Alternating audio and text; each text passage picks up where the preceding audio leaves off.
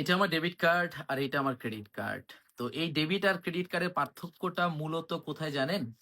Debit কার্ডটা হলো যদি আপনার ব্যাংকে যখন কারেন্ট অ্যাকাউন্ট বা সেভিংস অ্যাকাউন্ট থাকে যেটাতে আপনি টাকা জমা দেন, উত্তোলন করেন চেক দিয়ে আপনারা জানেন। তো সেইখানে যদি ব্যালেন্স থাকে আপনি এই ডেবিট কার্ড দিয়ে এটিএম বুথে গেলে টাকা তুলতে পারবেন। আপনি শপিং মলে গেলে কেনাকাটা করতে পারবেন। যদি ব্যালেন্স না থাকে তাহলে কিন্তু এই ডেবিট কার্ড দিয়ে আপনি আর কোনো কেনাকাটাও করতে পারবেন না, টাকাও তুলতে পারবেন না। বাট ক্রেডিট কার্ডটা হলো এক্ষেত্রে একটু ভিন্ন। ধরেন একটা লোন দিবে ৩ লাখ টাকা, এটা নগদ টাকায় সরাসরি আপনার হাতে দিয়ে দিবে না। আপনার অ্যাকাউন্টে একটা লিমিট তৈরি করে দিবে। সেখানে এই ৩ লাখ টাকায় আপনি আ সারা মাস ধরে ব্যবহার করবেন। মাস শেষে আপনাকে বলবে যে আপনি কত টাকা ব্যবহার করেছেন, কত টাকা দিতে হবে। একটা উদাহরণ দিয়ে বলি। ধরেন একটা ব্যাংক আপনাকে ৩ লাখ টাকার একটা লিমিট দিল। এখন কোনো এক মাসের জানুয়ারি মাসের ধরেন শুরুতেই আপনি ১ লাখ টাকার একটা বড় একটা এসি কিনলেন। তাহলে মাসের শেষে ব্যাংক আপনাকে একটা স্টেটমেন্ট পাঠাবে যে আপনি কত টাকা ব্যবহার করেছেন। সেখানে লেখা থাকবে ১ লাখ টাকা ব্যবহার করেছেন। যেদিন স্টেটমেন্ট পাঠাবে এটাকে বলে স্টেটমেন্ট ডেট। তারপরে আরো ১৫ দিন সময় দিবে ব্যাংক আপনাকে এই টাকাটা পরিশোধ করার জন্য। তখন ওই ১৫ দিন মানে কি ফেব্রুয়ারি মাসের ১৫ তারিখ পর্যন্ত আপনাকে সময় দিল। তখন আপনি যদি এই ৳১,০০,০০০ পুরোটাই শোধ করে দেন, তাহলে আপনি যে এই ৪৫ দিন মানে জানুয়ারি ১ তারিখ থেকে ফেব্রুয়ারি ১৫ তারিখ এই টাকাটা ব্যবহার করেছেন, আপনার কোনো ইন্টারেস্ট দিতে হবে না, কোনো চার্জ দিতে হবে না। ফ্রিতে ৪৫ দিনের জন্য একটা ব্যবহারের ফেসিলিটি পাইলেন। আবার এখানে ব্যাংক আপনাকে এটাও সুযোগ দিবে যে ৳১,০০,০০০ যেহেতু আপনি কেনাকাটা করেছেন, আপনাকে ৳১,০০,০০০ এই মুহূর্তে ফেরত দিতে হবে না। মানে মিনিমাম পেমেন্ট নামে একটা অপশন আছে। ধরেন ৳৮,০০০ বা ৳১০,০০০ আপনাকে সেট করে দিল। বাট যদি ৳১০,০০০ দেন বাকি ৳৯০,০০০ জন্য আপনার উপর ইন্টারেস্ট আরোপ হবে, সুদ আরোপ হবে ক্রেডিট কার্ডের জন্য।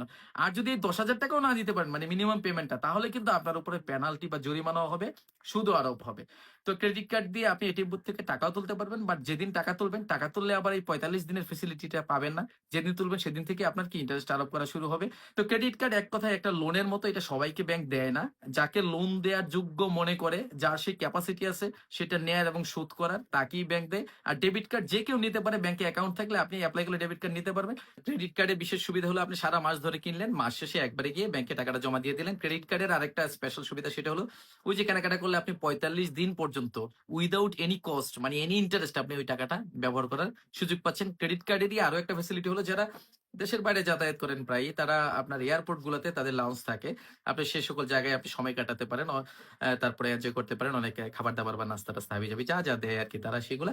তো এই ছিল ক্রেডিট কার্ডের ফেসিলিটি গুলো। আর অসুবিধার কথা যদি বলি, আপনার ডেবিট কার্ডের অসুবিধা আসলে তেমন কোনো কিছু আমার চোখে পড়ে নাই। আর ক্রেডিট কার্ডের অসুবিধার ক্ষেত্রে আমার কাছে মনে হইছে যে আসলে ক্রেডিট কার্ড যদি হাতে থাকে একটু চুলকায়। কারণ আপনার টাকা না থাকলেও আপনি তো কিনতে পারতেছেন। এই যে আপনার ব্যয়হিসাবি বা একটা এক্সট্রা খরচ করার প্রবণতা সেটা আপনার ভিতরে তৈরি হয়। এটা হচ্ছে একটা অন্যতম অসুবিধা। আর অসুবিধা হলো আপনি যদি টাইমলি টাকাটা শোধ করতে না পারেন তাহলে কিন্তু আপনাকে ইন্টারেস্টও দিতে হয়, আবার পেনাল্টি বা জরিমানাও আপনাকে দিতে হয়। তো ইয়ারলি একটা সার্ভিস চার্জ আছে ক্রেডিট কার্ডে, সেটা মোটামুটি একটা ভালো অ্যামাউন্টের। সেটা নির্ভর করে আপনি কোন ধরনের ক্রেডিট কার্ড ইউজ করতেছেন। যেমন আপনার নরমাল ক্রেডিট কার্ড আছে, তারপরে আপনার প্লাটিনাম, তারপরে গোল্ড এরকম বিভিন্ন ক্যাটেগরির আছে। তো একেকটার একেক রকম সার্ভিস চার্জ আছে। আর ডেবিট কার্ডের ক্ষেত্রে আপনার ইয়ারলি একটা কার্ডের ফি নেয়, সেটা ৳৩ থেকে ৳৫০০ র মধ্যে, খুবই কম।